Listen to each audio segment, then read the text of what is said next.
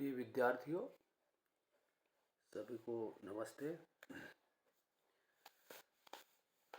आज का हमारा जो टॉपिक है,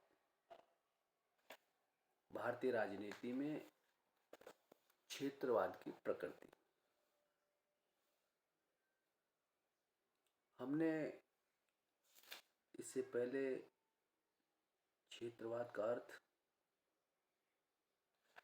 भारत में क्षेत्रवाद के उदय के कारण या भारत में क्षेत्रवाद को प्रोत्साहित करने वाले प्रमुख तत्व,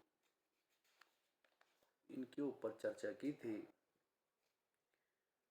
आज हम भारतीय राजनीति में क्षेत्रवाद की प्रकृति के बारे में चर्चा करेंगे। Nature of regionalism in the politics of India. भारतीय राजनीति में क्षेत्रीयतावाद की चर्चा को हम निम्न बिंदुओं के आधार पर इनकी चर्चा की जा सकती है। पृथक राज्यों की मांग। देखिए, प्रोफेसर रजनी कोठारी ने अपनी पुस्तक पॉलिटिक्स इन इंडिया में क्षेत्रीयतावाद की चर्चा करते हुए लिखा था कि देश के सामने एक खतरा राज्यों के संघ से अलग हो जाने का था। कुछ लोगों ने आशंका प्रकट की थी कि प्रांतीयता की भावना या प्रदेश के लिए अधिक अधिकार या स्वायत्तता की मांग बढ़ती गई तो इससे या तो देश अनेक छोटे छोटे स्वतंत्र राज्यों में बढ़ जाएगा या तानाशाही कायम हो जाएगी। पृथकता की भावना उनमें ज्यादा बलवान और खतरनाक है, जहां ऐसी आर्यतर जातियां जो भारतीय संस्कृति की धारा में पूरी तरह नहीं मिल पाई, जैसे उत्तर पूर्व की जनजातियों का इलाका, और कुछ क्षेत्रों में वे अभी भी असंतोष है। बिहार में छोटा नागपुर तथा मध्य प्रदेश में जनजातीय इलाके और गुजरात उड़ीसा में जनजातीय क्षेत्रों के निवासियों की स्वायत्तता का आंदोलन।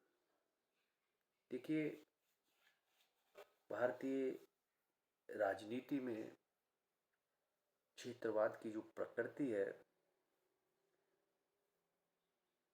उनकी चर्चा हम निम्न बिंदुओं के आधार पर कर सकते हैं। पृथक राज्यों की मांग। क्षेत्रीयतावाद की सर्वाधिक महत्वपूर्ण मांग पृथक राज्य की रही है। विभिन्न दलों द्वारा समय समय पर पृथक राज्य की मांग जाति, भाषा, धर्म आदि के आधार पर समय समय पर उठाई गई और वहां क्षेत्रीय आंदोलन भी शुरू किए गए। इन क्षेत्रों द्वारा पूर्ण राज्य का दर्जा प्राप्त करने की मांग होती रही है। इस आधार पर हिमाचल प्रदेश को 1970 में पूर्ण राज्य का दर्जा दिया गया। 1986-87 में मिजोरम, अरुणाचल और गोवा को पूर्ण राज्य का दर्जा दिया गया और 93 में दिल्ली को, यद्यपि पूर्ण राज्य तो नहीं बल्कि किंतु राज्य को, दिल्ली को विधानसभा और मंत्रिपरिषद के रूप में एक लोकप्रिय सरकार दे दी। इन पृथक राज्यों की मांग को हम निम्न संदर्भों में इनको समझा जा सकता है, जैसे राज्यों का पुनर्गठन। 1956 में भाषाई आधार पर राज्यों का पुनर्गठन किया गया। भाषा के आधार पर राज्य की स्थापना की मांग ने राष्ट्रव्यापी आंदोलन को जन्म दिया, जिससे क्षेत्रीयतावाद को बढ़ावा मिला और यह आशंका पैदा हो गई इससे देश छोटे छोटे टुकड़ों में विभाजित हो जाएगा। बंबई राज्य का विभाजन। भाषा के आधार पर बंबई राज्य का विभाजन किया गया। 1960 में गुजराती और मराठी भाषा के आधार पर बंबई को विभाजित किया गया और महाराष्ट्र और गुजरात की स्थापना हुई। पंजाब राज्य का पुनर्गठन। 1966 में पंजाब राज्य का पुनर्गठन किया गया। पंजाब और हरियाणा दो नए राज्य बने और चंडीगढ़ को केंद्र शासित प्रदेश बनाया गया। असम राज्य का पुनर्गठन 1968 में असम का पुनर्गठन हुआ। असम के अंतर्गत मेघालय को स्वतंत्रता दी गई। आगे मणिपुर, त्रिपुरा और मिजोरम व अरुणाचल प्रदेश को राज्य का दर्जा दिया गया। इसके बाद से निरंतर विभिन्न राज्यों में विभाजन की आवाजें तेज हो गई है और इसी कारण क्षेत्रीयतावाद अपनी चरम सीमा पर पहुंच गया है।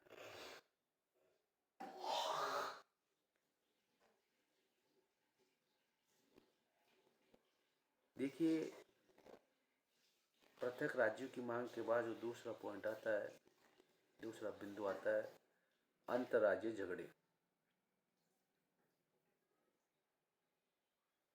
क्षेत्रीयतावाद का एक दूसरा महत्वपूर्ण पक्ष विभिन्न राज्यों के पारस्परिक झगड़े हैं। राज्यों के बीच सीमा विवाद, नदी पानी विवाद को लेकर कई राज्यों में उग्र मतभेद व तनाव बढ़े हैं। मध्य प्रदेश, गुजरात व राजस्थान के बीच नर्मदा जल के वितरण को लेकर उत्पन्न विवाद, दिल्ली व हरियाणा यमुना नदी के बंटवारे को लेकर, तमिलनाडु व कर्नाटक के बीच कावेरी के जल वितरण का विवाद काफी उगर रहा है। तमिलनाडु की तत्कालीन मुख्यमंत्री सुश्री जयललिता को अनशन तक करना पड़ा था। फरवरी 1994 में दिल्ली के तत्कालीन मुख्यमंत्री मदन लाल खुराना व हरियाणा के मुख्यमंत्री भजन लाल के बीच विवाद काफी उगर रहा है। जब भजन लाल ने दिल्ली का पानी रोक देने की धमकी दी थी, इससे क्षेत्रीयता की संकुचित मनोवृत्ति ने उग्र रूप धारण कर लिया था। इसके बाद प्रिय विद्यार्थियों, भारतीय राजनीति में क्षेत्रवाद की प्रकृति का अगला एक आधार है स्वायत्तता की मांग। भारतीय संविधान के द्वारा एक ऐसी व्यवस्था की स्थापना की गई है जिसमें स्वाभाविक रूप से केंद्र को अधिक शक्तिशाली बनाया गया है। पिछले कुछ वर्षों से ये मांग की जा रही है कि फेडरल सिस्टम पर पुनः विचार किया जाना चाहिए और राज्यों की केंद्र पर जो अत्यधिक निर्भरता है उसको कम कर दिया जाना चाहिए, तथा ये मांग भी की जाने लगी कि राज्यों की केंद्र पर अत्यधिक निर्भरता को कम किया जाना चाहिए, तथा ये मांग भी की जाने लगी कि राज्यों को अत्यधिक स्वायत्तता दी जानी चाहिए। इस स्वायत्तता की ओर से पृथकतावाद बढ़ रहा है। अगला जो आधार है भारतीय राजनीति में क्षेत्रवाद की प्रकृति का, केंद्र राज्य संघर्ष। भारतीय राजनीति में क्षेत्रीयतावाद की अभिव्यक्ति केंद्र तथा राज्यों के बीच विवादों में भी हुई है। राज्यों ने कई बार केंद्र के सुझाव को मानने से इनकार कर दिया और अपने स्वतंत्र अस्तित्व का परिचय दिया। केरल, पश्चिम बंगाल आदि की राज्य सरकारों ने कई बार केंद्र के निर्देशों को ठुकराया। अगला भारतीय राजनीति में क्षेत्रवाद की प्रकृति का उत्तर दक्षिण की भावनाएं। भारत में क्षेत्रीयतावाद उत्तर दक्षिण के रूप में भी दिखाई देता है। दक्षिण के 4 राज्य तमिलनाडु, आंध्र प्रदेश, केरल व कर्नाटक जहाँ द्रविड़ भाषा बोली जाती है, तो एक द्रविड़वाद की मांग 1950 के बाद से यह शुरू हो गई है। उत्तरी भारत की अपेक्षा दक्षिणी भारत को वो लाभ नहीं मिले जो उन्हें मिलने चाहिए। केंद्र पर उनका ही वर्चस्व रहा है। यही कारण है कि उत्तर भारत को दक्षिण से अलग मानते हैं। उन्होंने केंद्रीय सरकार की भाषा नीति का कड़ा विरोध भी किया और वे मानकर चलते कि हिंदी को उन पर जबरदस्ती थोपा जा रहा है।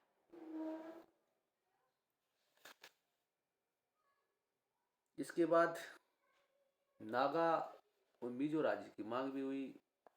उत्तर पूर्व में नागा और मिजो द्वारा भी भारतीय संघ से पृथक होने की मांग की गई और 1962 में 13वें संवैधानिक संशोधन द्वारा नागालैंड को भारतीय संघ का पूर्ण राज्य तथा 1985 में मिजोरम को पूर्ण राज्य का दर्जा दिया गया। भाषावाद व संघ से पृथक होने की प्रवृत्ति। संविधान द्वारा हिंदी को राष्ट्रभाषा घोषित किया गया और भाषा के आधार पर राज्यों का निर्माण और पुनर्गठन भी हुआ है। दक्षिण के लोग हिंदी का विरोध करने लगे। वे राजभाषा के रूप में हिंदी को पसंद नहीं करते थे। धीरे धीरे भाषा को राजनीतिक हथियार के रूप में प्रयुक्त करने की प्रवृत्ति बढ़ी और उत्तर व दक्षिण में हिंसात्मक आंदोलन हुए।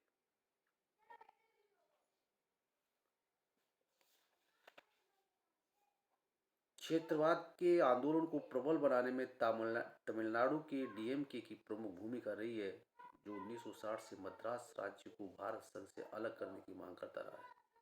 भारत के नक्शों को जलाया गया है। यह आंदोलन निरंतर उग्र होते गए और क्षेत्रवाद को बढ़ावा देता रहा है।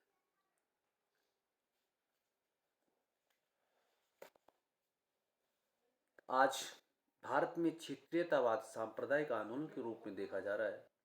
खालिस्तान की मांग इसी का उदाहरण है। इस क्षेत्रीयतावाद के अनेक दुष्परिणाम हुए हैं। राज्य व केंद्र सरकार के संबंध विकृत हुए हैं। भाषा की समस्या जटिल हुई है। राष्ट्रीय एकता के लिए संकट उपस्थित हुआ है। विभिन्न क्षेत्रों के बीच संघर्ष ने जन्म लिया है। ये विद्यार्थियों, ये भारतीय राजनीति में क्षेत्रवाद की प्रकृति के ऊपर हमने चर्चा की है। उसके बाद हम क्षेत्रीयतावाद के दुष्परिणामों के ऊपर चर्चा करेंगे। इसके दुष्परिणाम क्या है, भारतीय राजनीति व्यवस्था में इनके दुष्परिणामों के बारे में भी बहुत कुछ लिखा गया है। जैसे कई दुष्परिणाम भारतीय राजनीति में क्षेत्रीयतावाद के उत्पन्न हुए, जो इस प्रकार है। इसे विभिन्न क्षेत्रों के बीच संघर्ष और तनाव।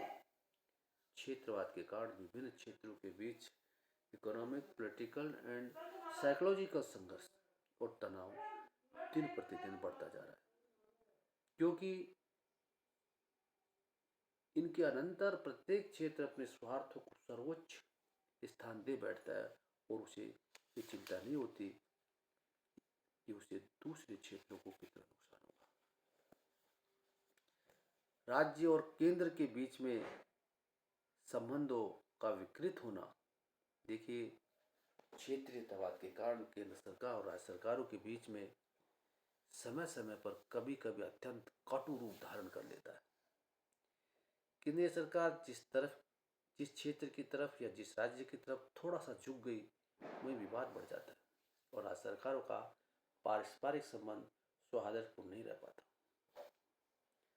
स्वार्थी नेतृत्व और संगठन का विकास। देखिए, क्षेत्रीयतावाद का एक दुष्परिणाम ये भी है कि जब अलग अलग क्षेत्र में कुछ इस प्रकार के नेतृत्व व संगठनों का विकास हो जाता है जो जनता की भावनाओं को उभार कर अपने संकीर्ण स्वार्थों की पूर्ति करना चाहते हैं। ये नेतागण कभी तो भाषा के प्रश्न को लेकर हंगामा मचाते हैं और कभी केंद्रीय सरकार के पक्षपातपूर्ण व्यवहार के विरुद्ध नारा लगाने के लिए सामने खड़े हो जाते हैं, चाहे उनमें से कोई भी समस्या वास्तविक हो या केवल काल्पनिक। भाषा की समस्या का अधिक जटिल होना ये भी एक दुष्परिणाम है।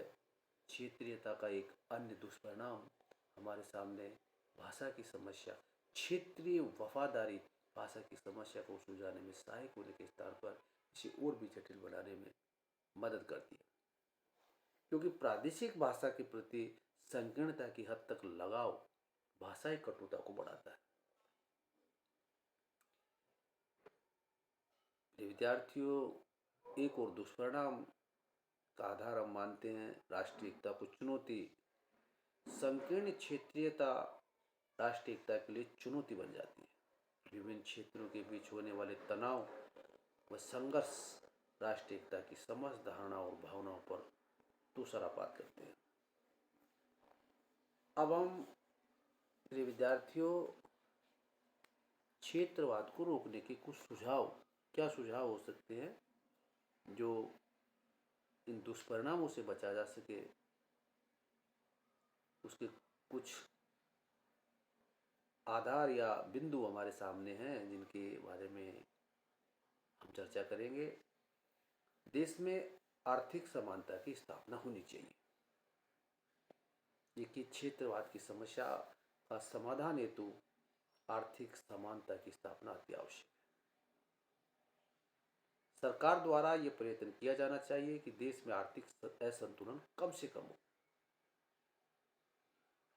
देश का कोई भी एक भाग यदि बहुत पिछड़ा हुआ है तो विभिन्न विकास योजनाओं के माध्यम से उसका समुचित विकास किया जाना चाहिए, तभी क्षेत्रीयतावाद की भावना पर अंकुश लगाया जा सकता है।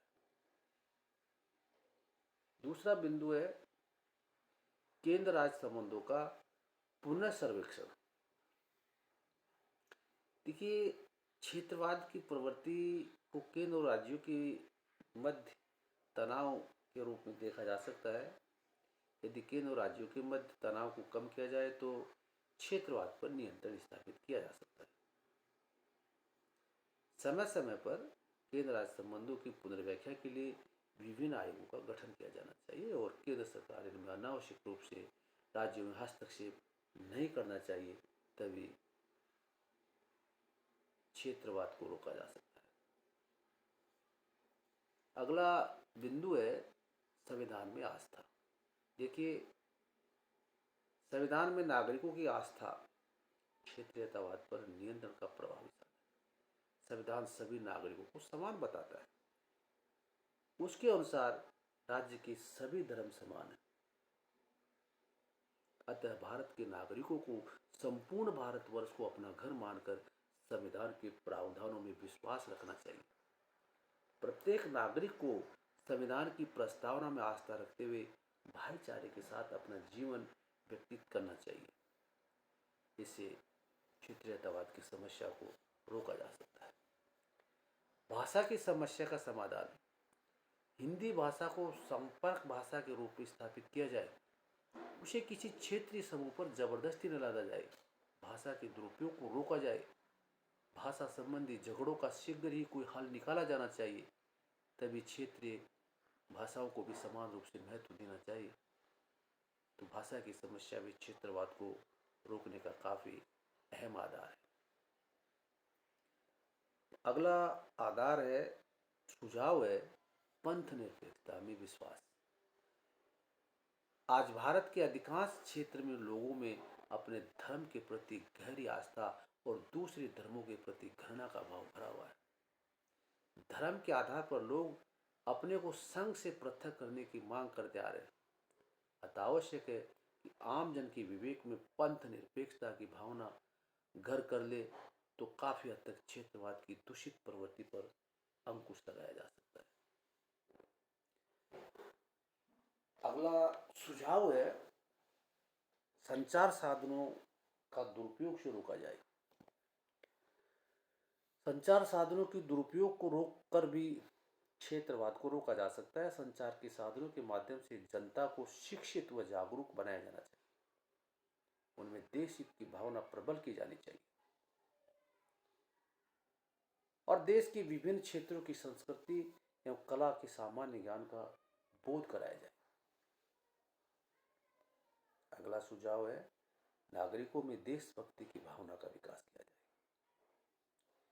क्षेत्रवाद की प्रवृत्ति पर रोक लगाने के लिए यह आवश्यक है कि देशवासियों को राष्ट्र हित और देशभक्ति का पाठ पढ़ाया जाए। देश के प्रति प्रेम और भक्ति भाव विकसित किया जाए। उन्हें राष्ट्र हित को महत्व देने के लिए प्रेरित किया जाए। लगातार इस बात का प्रचार प्रसार किया जाना चाहिए कि जो बात एकता और अखंडता में विघटन में नहीं है। समानता के आधार पर औद्योगिक विकास भी एक सुझाव के रूप में माना गया है। असमान औद्योगिक विकास भी क्षेत्रवाद को बढ़ावा देता है। अतः आवश्यक है कि देश के प्रत्येक भाग में समान औद्योगिक विकास किया जाना चाहिए। उन क्षेत्रों का विशेष ध्यान रखा जाए जो औद्योगिक दृष्टि से पिछड़े हुए हैं।